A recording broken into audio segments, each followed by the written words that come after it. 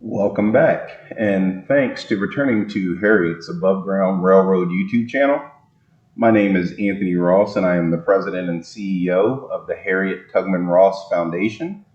And the purpose of this channel is to take the viewer on a journey through the true history of slavery from the beginning to present, and also to increase your knowledge and understanding of systemic racism.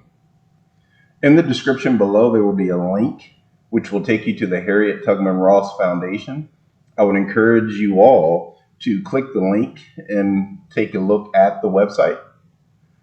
Also, as it relates to this video series, this is the history of Black Africans in slavery. And as I've stated in videos 1 and I believe 6, the history actually starts, for the sake of the series, in 1492. And as I've said before, the history of Black Africans does not start, in that year. Obviously, there's a lot more historical facts prior to this event, but for the sake of not making this project extremely burdensome on myself, I figured I'd start in 1492.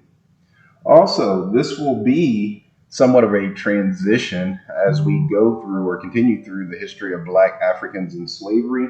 This begins the portion of the video series that focuses on significant documents that tie to the history of Black Africans and slavery. So these documents could be resolutions, declarations, constitutional provisions and amendments, editorials, laws, proclamations, speeches, executive orders, manifestos. But bottom line, these are documents that have relevance to Black history. And also, just be aware that I will weave kind of these types of videos in between the other videos. And what makes these videos valuable to the viewer or the listener is that they will give you greater context into certain events, why things happen, how the country felt, or how certain groups felt about slavery. Okay? So for today's video, I'm going to start it off just like I do with all the other videos, and I'm going to ask the 3 questions, which is, why was this group targeted to be enslaved worldwide, and why were they made to continue to suffer? Why did the rest of the world accept this behavior? Governments, rulers, and religions. And lastly, why don't people realize the present day effects on these people? So with that, we'll get into today's video. So the document that we're going to review today is the Germantown Mennonite Resolution Against Slavery of 1688. And again, Mennonites, Quakers, to be honest, seem to be kind of one of the earliest allies and group that was focused on helping to abolish slavery. So with that, we'll get into the video. The Germantown Mennonite Resolution Against Slavery, 1688. The Germantown Mennonite Resolution Against Slavery represents the earliest such protest formally voiced in colonial America. It was passed 69 years after the introduction of the first Black slaves in America, at a time when the number of slaves in the colony was comparably small.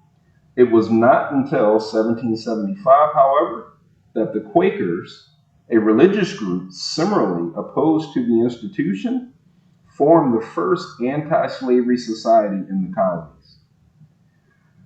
This is to the monthly meeting held at Richard Worrell's. These are the reasons why we are against the traffic of men body as followeth. Is there any that would be done or handled at this manner, viz. To be sold or made a slave for all the time of his life? How fearful and faint-hearted are many at sea when they see a strange vessel, being afraid it should be a Turk, and that they should be taken and sold for slaves into Turkey. Now, what is this better done than Turks do? Yea, rather it is worse for them which say they are Christians. For we hear that the most part of such niggers are brought hither against their will and consent, and that many of them are stolen. Now, though they are black, We cannot concede there is more liberty to have them slaves as it is to have other white ones. There is a saying that we should do a man or do to all men like as we will be done ourselves, making no difference of what generation, descent, or color they are. And those who steal or rob men, and those who buy or purchase them, are they not all alike? Here is liberty of conscience, which is right and reasonable. Here ought to be likewise liberty of the body, except of evildoers, which is another case. But to bring men hither, or to rob and sell against their will, we stand against. In Europe, there are many oppressed for conscience sake, and here there are those oppressed which are of a black color. And we who know that men must not commit adultery, some do commit adultery in others, separating wives from their husbands and giving them to others, and some sell the children of these poor creatures to other men. Oh, do consider well this thing. You would do it if you would be done at this manner, and if it is done according to Christianity. You surpass Holland and Germany in this thing. This makes an ill report in all those countries of Europe where they hear of it, that the Quakers do here handle men as they handle the cow. And for that reason, some who have no mind or inclination to come hither, and who shall maintain this your course or plead for it, truly we cannot do so, except you shall inform us better hereof, viz., that Christians have liberty to practice these things? Pray, what thing in the world can be done worse towards us than if men should rob and steal us away, and sell us for slaves to strange countries, separating husbands from their wives and children? Being now this is not done in the manner we would be done at, therefore we contradict and are against his traffic of men body. And we who profess that it is not lawful to steal must likewise avoid to purchase such things that are stolen, but rather help to stop this robbing and stealing, if possible. And such men ought to be delivered out of the hands of the robbers and set free as in Europe. Then is Pennsylvania to have a good report? Instead, it hath now a bad one for this sake in other countries, especially whereas the Europeans are desirous to know in what manner the Quakers do rule in their province, and most of them do look upon us with an envious eye. But if this is done well, what shall we say is done evil?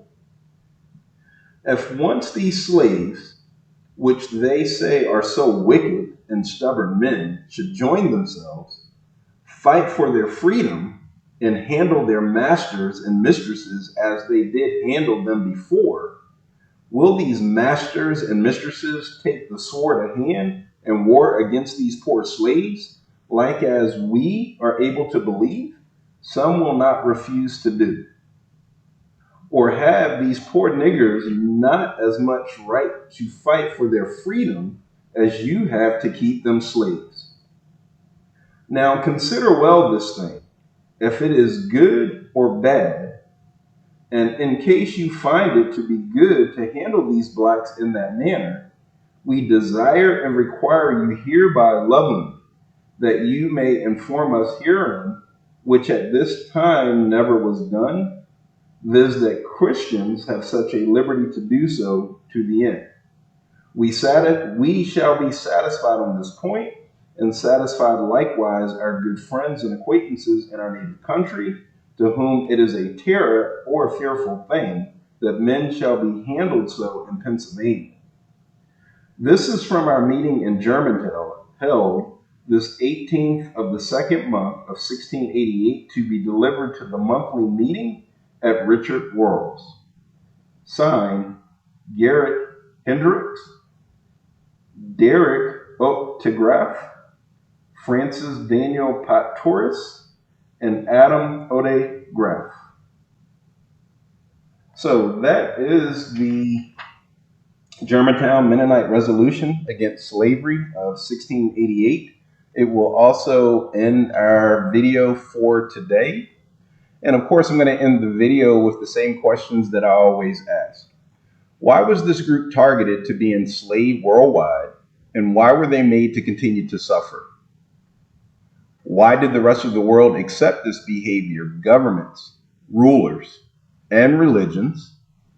And lastly, why don't people realize the present day effects on these people? So with that, I would encourage you all to hit the like, subscribe to the channel, and click the link below that will take you to the Harriet Tubman Ross Foundation. And most importantly, I would encourage you all to help Harriet achieve her dream. Thanks, and see you in the next video.